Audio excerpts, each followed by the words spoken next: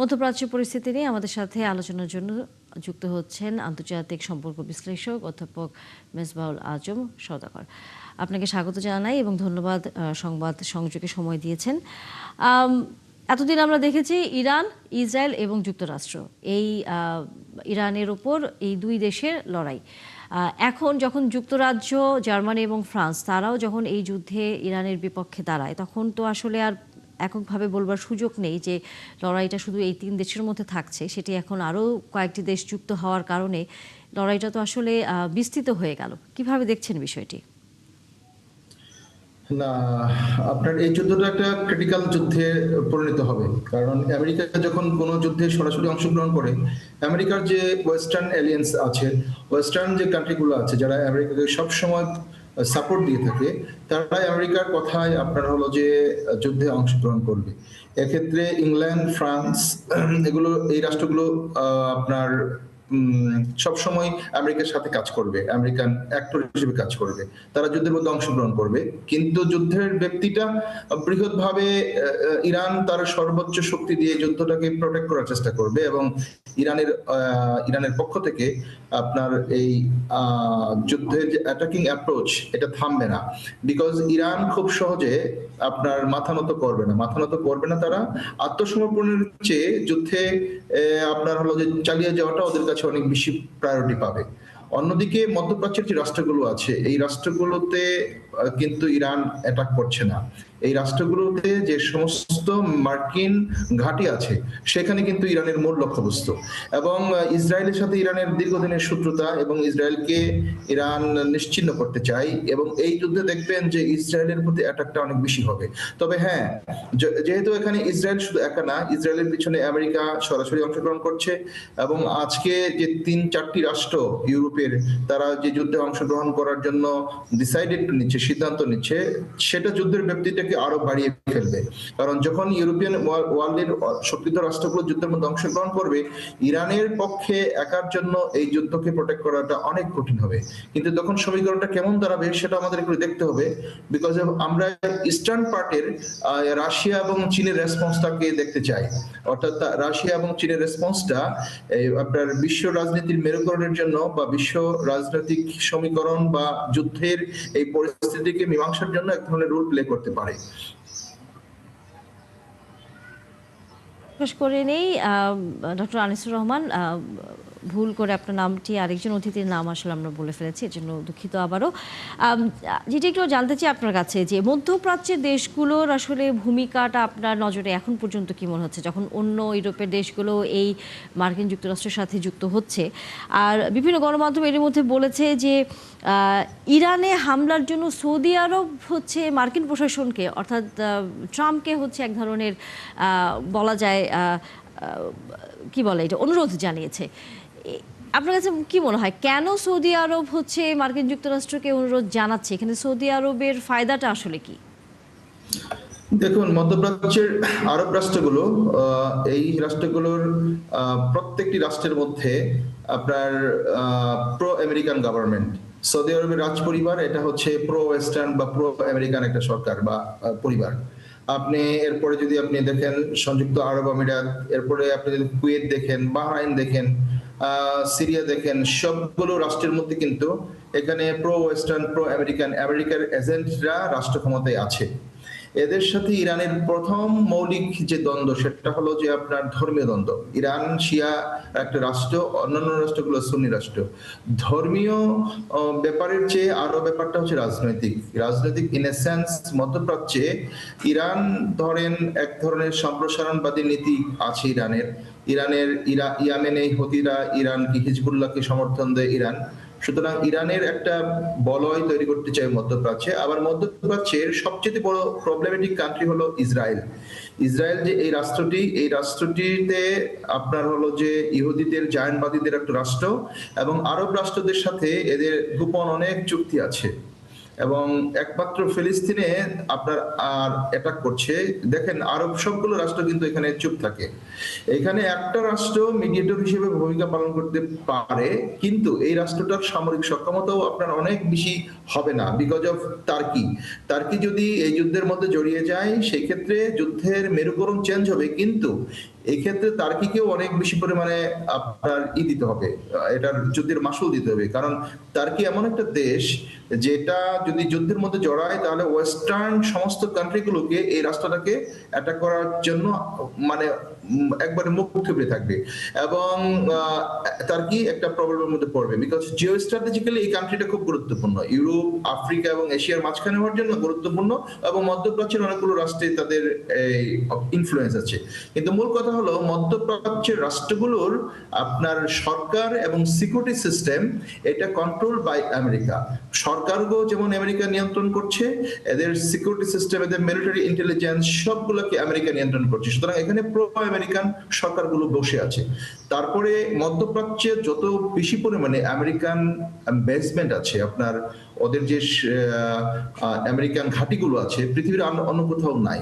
এটার উদ্দেশ্যটা কি? উদ্দেশ্যটা হলো মধ্যপ্রাচ্যের তেল সম্পদ মধ্যপ্রাচ্যের রাষ্ট্রগুলোকে একেবারে নিয়ন্ত্রণ করা এবং এখন যুদ্ধটি এখনো আসলে যুদ্ধটি অনেকটা পুরোপুরি পরিষ্কার, যদিও হচ্ছে আমেরিকা যতই বলুক যে পারমাণবিক অস্ত্র আছে বা কারখানা আছে, কিন্তু দিন শেষে এটা ভিন্ন জায়গা থেকে খুবই পরিষ্কার যে জ্বালানি যেই সম্পদ সেটি নেবার জন্যই আসলে আমেরিকার এই যুদ্ধটি। আলোচনা আসলে শেষ করতে হচ্ছে। অনেক ধন্যবাদ ডক্টর আনিসুর রহমান। নিশ্চয়ই আবারও কথা হবে এই আন্তর্জাতিক কোনো বিষয় নিয়ে। ইরানের সাথে ইসরায়েল ও যুক্তরাষ্ট্রের যুদ্ধের ফলে সোমবার বন্ধ ছিল ঢাকা থেকে মধ্যপ্রাচ্যগামী বেশ কিছু বিমানের ফ্লাইট, যার মধ্যে ছিল আবুধাবি, দুবাই, কুয়েত, কাতার সহ আরও কিছু ফ্লাইট। শাহজালাল আন্তর্জাতিক বিমানবন্দর থেকে দুপুর পর্যন্ত বাতিল করা হয় 39টি ফ্লাইট। এ নিয়ে বাতিল হওয়া ফ্লাইটের সংখ্যা দাঁড়ালো 102-এ। মধ্যপ্রাচ্যের ফ্লাইট বন্ধ থাকায় বিমানবন্দরে তুলনামূলক ভিড় ছিল কম। তবে যারা এসেছেন গন্তব্যে পৌঁছাতে পারার নিয়ে তাদের মাঝেও রয়েছে সংশয়। অনেকের আবার ফ্লাইট থাকলেও স্ক্রিনে নেই উড্ডয়নের নির্দিষ্ট সময়। এরই মাঝে অনেকে আবার বিপাকে পড়েছেন রিটার্ন টিকিটে ভিসার মেয়াদ শেষ হয়ে আসার, তাই বাধ্য হয়ে কেটেছেন অন্য এয়ারলাইন্সের টিকিট। চালু হয়েছে কিনা এখন আমরা জানি না, তবে এয়ারপোর্টে তো এসে ভোগান্তি হচ্ছে। আমার এজেন্সি কয়েছে এয়ারপোর্টে থাকতে, কিন্তু 2টা 25-এ ফ্লাইট, কিন্তু এখনো কোনো ক্লিয়ারেন্স পাই নাই। টেনশন তো একটু হইতে পারে, দেখা গেল বাতিল হইতে পারে, টেনশন তো হইতেই পারে, কিন্তু আল্লাহর রহমতে কোনো সমস্যা হয় নাই। টেনশনে তো ছিলাম, বিগত কয়েকদিনে টেনশনে ছিলাম। এখন আমার আজকে এই ফ্লাইটটা, এখন যাইলে বুঝা যাবো আর কি ভিতরে গেলে কি অবস্থা। যদি কোনো ক্যান্সেলের কোনো করে তাহলে আমাদের সাথে যোগাযোগ করবেন এবং আমরা এটার ব্যবস্থা করব। ঢাকার হযরত শাহজালাল আন্তর্জাতিক বিমানবন্দরে এখন পর্যন্ত বিভিন্ন এয়ারলাইন্সের মোট 74টি ফ্লাইট বাতিল ঘোষণা করা হয়েছে। মধ্যপ্রাচ্যে সৃষ্ট যুদ্ধ পরিস্থিতিতে 28 ফেব্রুয়ারি বিকেল থেকে ইরান, ইরাক, কুয়েত, সংযুক্ত আরব আমিরাত, বাহরাইন, কাতার এবং জর্ডান তাদের আকাশসীমা সাময়িকভাবে বন্ধ ঘোষণা করে। বিমানবন্দরে আছেন সহকর্মী ফরাদ ইবনে মালিক, আমরা যুক্ত হচ্ছি তার সাথে। ফরাদ, নতুন করে আর কোনো ফ্লাইট বন্ধ ঘোষণা করা হয়েছে কিনা, এবং যেসব যাত্রীরা ভোগান্তিতে পড়েছেন, অনেকে অভিযোগ করছেন যে মন্ত্রী অথবা বিমানের কর্তৃপক্ষ যেমনটা বলছেন গণমাধ্যমে যে সকলের থাকা খাওয়ার ব্যবস্থা করা হচ্ছে, এজেন্সির সাথে কথা বলছে সরকার, কিন্তু যাত্রীরা অভিযোগ করছেন যে অনেকেই আসলে সেই থাকা খাওয়ার সুবিধাটি পাচ্ছেন না এবং এজেন্সিও তাদেরকে সর্বশেষ তথ্যটি জানাচ্ছে না। আপনার কাছে এই বিষয়ে আসলে প্রতিক্রিয়া আর কি পেয়েছেন? এখন পর্যন্ত 28 তারিখ রাতের পর থেকে এখন পর্যন্ত এই দুপুর পর্যন্ত আমরা এখন পর্যন্ত যেই জায়গা বা আমরা যে পরিস্থিতি দেখছি, 102টি ফ্লাইট বাতিল হয়ে গেছে। আজও 39টি ফ্লাইট বাতিল হয়েছে। বাতিল হওয়া ফ্লাইটের পরিমাণ আরও বাড়ার সম্ভাবনা রয়েছে, যেহেতু মধ্যপ্রাচ্যের গুরুত্বপূর্ণ জায়গা আবুধাবি, আরব আমিরাত, এছাড়া রয়েছে দোহা, রয়েছে কুয়েত, রয়েছে এই জায়গাগুলোতে কিন্তু ফ্লাইট বাতিল। যেহেতু দোহাতে আপনি জানেন, দোহায় বাতিল হওয়া মানে কিন্তু কুয়েতে বাতিল হয়ে যাওয়া। তো এই জায়গাতে বাংলাদেশের অধিকাংশ প্রবাসী যারা রয়েছেন তারা কিন্তু মধ্যপ্রাচ্যের উপর নির্ভরশীল, তারা মধ্যপ্রাচ্যে তাদের জীবিকা নির্বাহ করে থাকে। তাদের কিন্তু একটা ভোগান্তি হচ্ছে। 28 তারিখে অনেকেই টিকিট কেটেছিলেন, যাদের যাবার কথা ছিল তারা যেতে পারেননি। কিন্তু বারবার যেমন আমরা শুনেছি প্রবাসী কল্যাণ মন্ত্রণালয় বা বেসামরিক বিমান কর্তৃপক্ষ তারা বলছেন যে যারা থাকবেন তাদেরকে এখান থেকে তাদেরকে থাকা খাওয়ার ব্যবস্থা করা হবে যতক্ষণ পর্যন্ত তারা না যেতে পারে। যদি বেশি দেরি হয় তাহলে তাদেরকে বাড়িতে পাঠিয়ে দেওয়া হবে। কিন্তু এই লোকগুলোর সাথে কিন্তু এখনও কোনো যোগাযোগ করা হয়নি, কোনো রকমের কোনো যোগাযোগ বা তারা কোনো আশ্বাস পাননি। ফ্লাইট এজেন্সি যে সকল এয়ারলাইন্স রয়েছে তাদের সাথে কথা বলার চেষ্টা করেও যোগাযোগ করেও কোনো সুরাহা পাননি। তারা এখনও কিন্তু এয়ারপোর্টের বিভিন্ন জায়গায় ঘোরাফেরা করছেন, জানার চেষ্টা করছেন যে আসলে খবর কী বা কী অবস্থা। অনেকে যেতে না পেরে যাদের ভিসার মেয়াদ শেষ হয়ে যাচ্ছে সেজন্য তারা কিন্তু অন্য এয়ারলাইন্স থেকে তারা টিকিট কেটে ঝুঁকি নিয়ে যাওয়ার চেষ্টা করছেন বা চিন্তা করছেন। একটা পরিস্থিতি তৈরি হয়েছে, আসলে সব কিছু তারা সবাই জানেন না জানার ফলে কিন্তু একটা সমস্যা হয়েছে। তবে এই যে সকল ফ্লাইট বাতিল হয়েছে এই ফ্লাইটগুলো আরও বাতিল হওয়ার সম্ভাবনা রয়েছে। আমরা যতটুকু দেখছি সে বাতিল হওয়ার পরিমাণ আরও বাড়তে পারে। যেমন যদি এমন থাকে এখন যে অবস্থা, ইরানের সাথে ইসরায়েল এবং যুক্তরাষ্ট্রের হামলার ফলে পাল্টাপাল্টি হামলার ফলে যে আশেপাশের যে সকল মিডল ইস্টের কান্ট্রিগুলো রয়েছে সেগুলোতে যে পরিমাণে হামলা হচ্ছে, সেক্ষেত্রে আমরা বলতে পারি যে আরও হয়তো 1-2 দিন যদি এরকম থাকে তাহলে এটা 200-250 মতন ছাড়িয়ে যেতে পারে, 300-র মতন ছাড়িয়ে যেতে পারে ফ্লাইটের সংখ্যা। সুতরাং আমরা এই অবস্থাতেই দেখছি এবং আতঙ্কের মধ্যে রয়েছে, অনিশ্চয়তার মধ্যে রয়েছে মূলত প্রবাসী যাত্রী যারা রয়েছে। ধন্যবাদ ফরাদ ইবনে মালিক। নিশ্চয়ই ফিরবো আমরা বিমানবন্দরের খবর জানবার জন্য। নিরাপত্তাজনিত কারণে চট্টগ্রাম থেকে মধ্যপ্রাচ্যের বিভিন্ন গন্তব্যে যাওয়া ফ্লাইট সাময়িকভাবে স্থগিত করেছে সংশ্লিষ্ট এয়ারলাইন্সগুলো। বিমানবন্দরে জনসংযোগ কর্মকর্তা জানান, মধ্যপ্রাচ্যের দুবাই, আবুধাবি ও শারজার এয়ারফিল্ড বন্ধ থাকায় সোমবার চট্টগ্রাম বিমানবন্দর থেকে 5টি ফ্লাইট বাতিল হয়েছে। অন্যদিকে ওমানের মাস্কাট থেকে আসা সালাম এয়ারের একটি ফ্লাইট আজ সকাল 8টা 15 চট্টগ্রামে অবতরণ করে। পরবর্তীতে যাত্রী নিয়ে একই এয়ারলাইন্সের আরেকটি ফ্লাইট সকাল 9টা 30 মাস্কাটের উদ্দেশ্যে চট্টগ্রাম ত্যাগ করে। এছাড়া চলমান সংঘাতের কারণে এ পর্যন্ত বিভিন্ন এয়ারলাইন্স থেকে মোট 25টি আন্তর্জাতিক ফ্লাইট বাতিল করেছে। পরিস্থিতি স্বাভাবিক না হওয়া পর্যন্ত ফ্লাইট পরিচালনা নিয়ে অনিশ্চয়তা রয়েছে বলে সংশ্লিষ্টরা জানান। সকল ফ্লাইট অদ্যাবধি বাতিল রয়েছে। আজ সকালে বিমান বাংলাদেশ এয়ারলাইন্সের মধ্যপ্রাচ্যগামী 2টি ডিপার্চার ফ্লাইট বাতিল করা হয়েছে। বাংলা এয়ারলাইন্সের 1টি ডিপার্চার এবং 1টি অ্যারাইভাল ফ্লাইট বাতিল করা হয়েছে এবং এয়ার আরাবিয়ার মধ্যপ্রাচ্যগামী 1টি ডিপার্চার ফ্লাইট বাতিল করা হয়েছে। অর্থাৎ অদ্য সকালে মোট 5টি ফ্লাইট বাতিল হয়েছে। মধ্যপ্রাচ্যের সংঘাত দীর্ঘস্থায়ী হলে উভয় সংকটে পড়বে দেশের জ্বালানি খাত। কমে যেতে পারে সরবরাহ, গুনতে হতে পারে বাড়তি দাম, যার প্রভাব পড়বে সামগ্রিক অর্থনীতিতে। বাংলাদেশ পেট্রোলিয়াম কর্পোরেশন বিপিসি জানিয়েছে, এই মুহূর্তে তেলের সংকট নেই, তবে মজুদ সীমিত। এমন পরিস্থিতিতে অপচয় কমাতে সরকারকে উদ্যোগ নেওয়ার পরামর্শ দিয়েছেন ক্যাবের জ্বালানি বিশেষজ্ঞ ডক্টর শামসুল আলম। রাকিব হোসেনের রিপোর্ট। দেশের এক প্রান্ত থেকে অন্য প্রান্তে ছুটে চলা এসব মালবাহী ট্রাকই জানান দেয় অর্থনীতির গতি কতটা সচল। কেননা আমদানি, রপ্তানি কিংবা স্থানীয় পণ্য পরিবহনে বড় ভূমিকা রাখে এসব যানবাহন। কিন্তু এর জ্বালানির চাহিদা পূরণ হয় আমদানির মাধ্যমে, উৎস প্রধানত মধ্যপ্রাচ্যের দেশগুলো। ফলে চলমান সংঘাতে জ্বালানি নিরাপত্তা নিয়ে বেড়েছে দুশ্চিন্তা। বাংলাদেশ পেট্রোলিয়াম কর্পোরেশনের সবশেষ হিসাবে দেশে ডিজেলের বর্তমান মজুদ দিয়ে চলা যাবে 14 দিন। অকটেন আছে 28 দিনের, 15 দিনের পেট্রোল, 93 দিনের ফার্নেস অয়েল, 30 দিনের জেট ফুয়েল, 240 দিনের কেরোসিন আর 42 দিনের মেরিন ফুয়েল মজুদ রয়েছে। যুদ্ধ দীর্ঘস্থায়ী না হলে এই মজুদ পরিস্থিতি মোকাবেলার জন্য যথেষ্ট বলে মনে করেন বিপিসির এই পরিচালক। এই মাসে যে আমাদের অ্যালটমেন্ট ছিল 2 লক্ষ মেট্রিক টন ক্রুড, তার 1 লক্ষ মেট্রিক টন অলরেডি হরমুজ প্রণালী অতিক্রম করেছে। ফলে সেই বিবেচনায় ওই কার্গো নিয়ে আর কোনো সমস্যা নেই। তবে পরে যেটা আসবে সেটার কথা এখনো বলতে পারছি না, সেটা এই মাসের 22 তারিখে নির্ধারিত আছে। এদিকে গ্যাসের মোট চাহিদার বড় একটি অংশ পূরণ হয় আমদানির মাধ্যমে, যা আসে মূলত মধ্যপ্রাচ্যের দেশগুলো থেকে। চলমান যুদ্ধের প্রভাব পড়ার শঙ্কা এই খাতেও। এক বড় কর্তার বাড়িতে বউয়ের একটা গাড়ি, ছেলে মেয়েদের স্কুলে যাওয়ার জন্য গাড়ি, ওনার একটা গাড়ি, এসব বাবুগিরি বাদ দিতে হবে। যেহেতু আমাদের বৈদেশিক মুদ্রার সংকট আছে, আমরা বিল পরিশোধ করতে পারি না, আমাদের যা বৈদেশিক মুদ্রা আয় তার থেকে বেশি ব্যয়। এই জ্বালানি বিশেষজ্ঞ বলছেন, চলমান সংকট মোকাবেলায় করণীয় নির্ধারণ করতে হবে সরকারকে। বিদ্যুৎ, গ্যাস ও তেলের অপচয় কিভাবে কমানো যায় তার উপায় বের করতে হবে। তেল ভিত্তিক বিদ্যুৎ কেন্দ্র বন্ধ করে দিতে বলেছে। তেল ভিত্তিক বিদ্যুৎ আমার 30,000 কোটি টাকা সাশ্রয় হবে বছর। সেই বিদ্যুৎ দিয়ে আমি বাড়তি কয়লাটা আমদানি করতে পারবো। বাড়তি কয়লা আমদানি করার জন্য আমার ওয়েস্টে যাওয়া লাগে না। কয়লার বাজার এই যুদ্ধের দ্বারা খুব একটা এফেক্টেড হবে না কয়লা চলাচল। তাহলে আমি কয়লাটা দিয়ে আমি এখন মোকাবেলা করতে পারি। মার্চ থেকে জুন পর্যন্ত এই 4 মাসের জন্য আমাদের 5 লক্ষ মেট্রিক টন ক্রুড লাগবে, ডিজেল লাগবে আপনার 12,80,000 মেট্রিক টন, জেড ফুয়েল লাগবে 2,15,000 metric tonne, octane 75,000 metric tonne, furnace oil 2,25,000 metric tonne. যুদ্ধের কারণে জ্বালানি সরবরাহ ব্যাহত হলে ক্ষতিগ্রস্ত হবে কারখানায় উৎপাদন। অন্যদিকে বিশ্ববাজারে দাম বাড়লে চাপ বাড়বে বৈদেশিক মুদ্রার রিজার্ভে, বেড়ে যাবে উৎপাদন খরচ।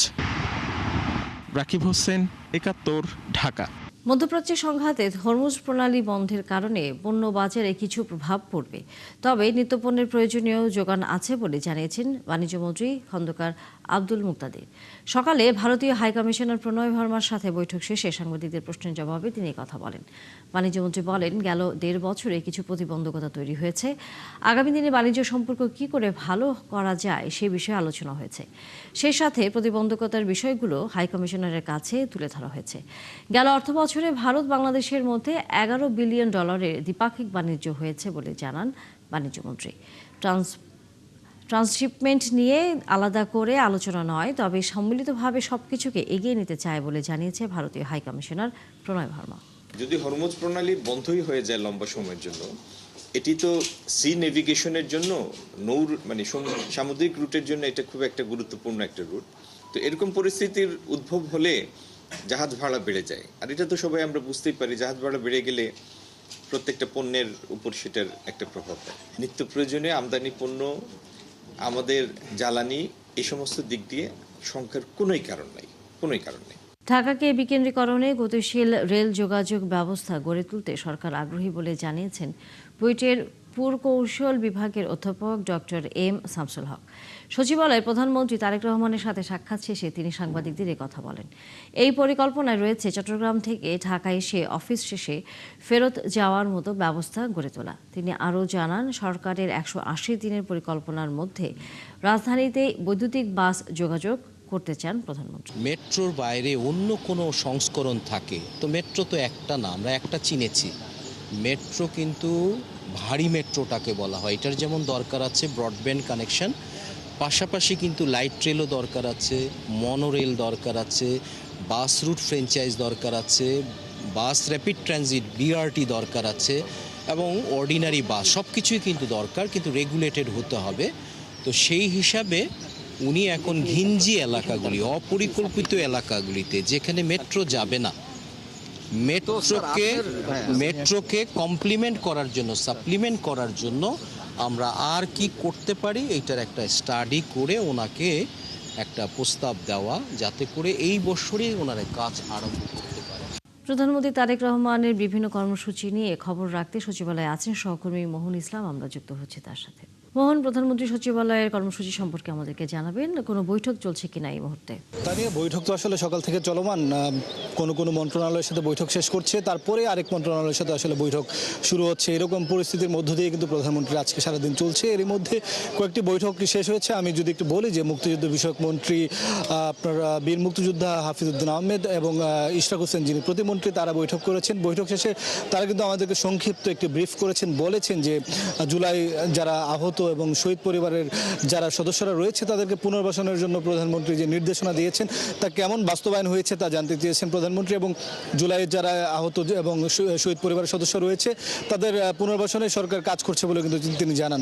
মুক্তিযোদ্ধার বিষয়ে বলেছেন যে মহান মুক্তিযুদ্ধে আসলে যারা অংশ নিয়েছিলেন তার বাহিরেও আসলে অনেক ভুয়া মুক্তিযুদ্ধ সেই তালিকায় ঢুকে গিয়েছিল আপনার বিভিন্ন সরকারের সময়, বিশেষ করে গত আওয়ামী লীগ সরকারের সময়। সেই বিষয়টি আসলে চিহ্নিত করা হচ্ছে। আপনার মুক্তিযুদ্ধ কাউন্সিল যেটি রয়েছে সেই কাউন্সিল চিহ্নিত করে সেই ব্যবস্থা নেওয়া হচ্ছে। ইতিমধ্যে 30 জনের মুক্তিযুদ্ধ সনদ বাতিল করা হয়েছে বলে কিন্তু মন্ত্রী জানিয়েছেন। এবং আরেকটি জিনিস বলেছেন যে যারা ভুয়া মুক্তিযোদ্ধার সনদ নিয়ে আসলে বিভিন্ন সুযোগ সুবিধা নিয়েছেন সেই সুযোগ সুবিধা কিন্তু রাষ্ট্র ফেরত নেবে বলে কিন্তু তিনি বলেছেন। তারপরে আমরা দেখেছি একটি বৈঠক শেষে স্বরাষ্ট্রমন্ত্রী সালাউদ্দিন আহমেদ তিনি বেরিয়েছেন এবং তিনি বেরিয়ে বলেছেন যে বৈঠকের বিষয়ে তিনি বলেননি যে সে অর্থে, কিন্তু তিনি আরেকটি বিষয় বলেছেন যে যেহেতু 12ই মার্চ আসলে প্রথম সংসদ বসতে যাচ্ছে ত্রয়োদশ জাতীয় সংসদে, সেই সংসদে আসলে বলেছেন যে সেখানে যারা আপনার সংসদ সদস্য হিসেবে শপথ নিয়েছেন তারা তো থাকবেনই, যেহেতু এখানে আসলে বিরোধী দল অর্থাৎ আপনার জামায়াত এবং এনসিপির সদস্যরা এখানে জাতীয় আপনার সংবিধান সংস্কার পরিষদের একটি শপথ নিয়েছে। সেই শপথটির আসলে সদস্য হিসেবে থাকার সুযোগ নেই। এবং আরেকটি বিষয় বলেছে যে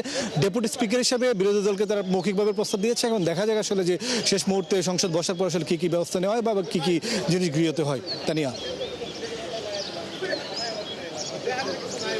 মোহন ইসলাম, অনেক ধন্যবাদ যুক্ত হয়ে আমাদেরকে সচিবালয়ের সর্বশেষ খবর জানানোর জন্য। তালিকা যাচাই বাছাই করে ভুয়া মুক্তিযোদ্ধাদের দেওয়ার সুবিধা প্রত্যাহার করে নেওয়া হবে বলে জানিয়েছেন মুক্তিযুদ্ধ বিষয়ক মন্ত্রী হাফিজ উদ্দিন আহমেদ। দুপুরের প্রধানমন্ত্রীর সাথে সচিবালয় বৈঠক শেষে সাংবাদিকদের জানান, জুলাই শহীদ পরিবার ও আহত পরিবারের পুনর্বাসনের জন্য পদক্ষেপ নিচ্ছে সরকার। ইতিমধ্যে আমরা জানেন যে মুক্তিযুদ্ধের সময় মুক্তিযোদ্ধার সংখ্যা ছিল 1 লাখ, পরবর্তীতে এখন হয়ে গেছে 2.5 লাখ। তো বিরাট সংখ্যক এরা ভুয়া মুক্তিযোদ্ধা। এমনকি বিগত সরকারের সময় 16 জন সচিব ভুয়া মুক্তিযোদ্ধা বলে প্রমাণিত হয়েছে এবং তাদের মুক্তিযোদ্ধা ভাতা ক্যান্সেল করে দেওয়া হয়েছে। বর্তমানে জাতীয় মুক্তিযোদ্ধা কাউন্সিল একটা দেশের বিশিষ্ট মুক্তিযোদ্ধাদেরকে নিয়ে গঠিত। তারা এই মুক্তিযোদ্ধাদের তালিকা যাচাই বাছাই করছে। ইতিমধ্যে 300 ভুয়া মুক্তিযোদ্ধাকে তারা বাদ দিয়েছে এবং এটা কনস্ট্যান্ট প্রসেস রয়েছে। এবং আমরা আশা করি যে মুক্তিযুদ্ধে যা কিছু বেনিফিট বা বেনিফিশিয়ারি যারা আছে এটা যাতে প্রকৃত মুক্তিযোদ্ধারা পায় সে ব্যাপারে আমরা উদ্যোগ গ্রহণ করব। ভুয়া মুক্তিযোদ্ধাদের নাম ধীরে ধীরে পর্যায়ক্রমে আমরা বাদ দিয়ে দেবো। খুলনার নিরালা মোড়ে দুর্বৃত্তদের গুলিতে আহত আব্দুল আজিজ ঢাকায় চিকিৎসাধীন অবস্থায় মারা গেছেন। পুলিশ জানায়, রবিবার সন্ধ্যায় খুলনার নিরালা এলাকায় হেলমেট পরা 4 থেকে 5 জন ইট পালুর ব্যবসায়ী আব্দুল আজিজকে গুলি করে। এতে তিনি গুরুতর আহত হন। পরে পথচারীরা তাকে খুলনা মেডিকেল কলেজ হাসপাতালে নিয়ে গেলে তাকে ঢাকা মেডিকেলে পাঠানো হয়। সেখানে চিকিৎসাধীন অবস্থায় সোমবার ভোরে মারা যান আব্দুল আজিজ। পূর্ব শত্রুতার জেরে প্রতিপক্ষরা তাকে হত্যা করেছে বলে ধারণা করছে পুলিশ। বাগেরহাটে শরণখোলায় সংঘর্ষের ভিডিও ধারণ করায় একজনকে হত্যা করেছে দুর্বৃত্তরা। এই ঘটনায় 3 জনকে আটক করেছে পুলিশ। শরণখোলা থানার ভারপ্রাপ্ত কর্মকর্তা মোহাম্মদ শামিনুল হক জানান, 12 ফেব্রুয়ারি নির্বাচনের পর জামাত ও বিএনপির 2 গ্রুপের মধ্যে সংঘর্ষে অন্তত 10 থেকে 12 জন আহত হন। ওই সময় নিহত মাসুম ঘটনাস্থলে উপস্থিত থেকে ভিডিও ধারণ করেন। এরই জেরে রবিবার রাতে বাড়ি ফেরার সময় তার উপর হামলা চালায় দুর্বৃত্তরা। আহত অবস্থায় স্বজনরা তাকে হাসপাতালে নিলে মৃত ঘোষণা করেন চিকিৎসক। এই ঘটনায় 3 জনকে আটক করেছে পুলিশ। নিষিদ্ধ ঘোষিত আওয়ামী লীগের সাবেক সংসদ সদস্য জোহারুল ইসলামের মৃতদেহ দেশে আনা হয়েছে। রবিবার বেনাপোল সীমান্ত দিয়ে বিশেষ ট্রাভেল পারমিটের মাধ্যমে তার মরদেহ নিয়ে আসা হয়। এর আগে 2024 সালের 5 আগস্ট সরকার পতনের পর টাঙ্গাইল 8 আসনের সাবেক এই সংসদ সদস্য ভারতে চলে যান।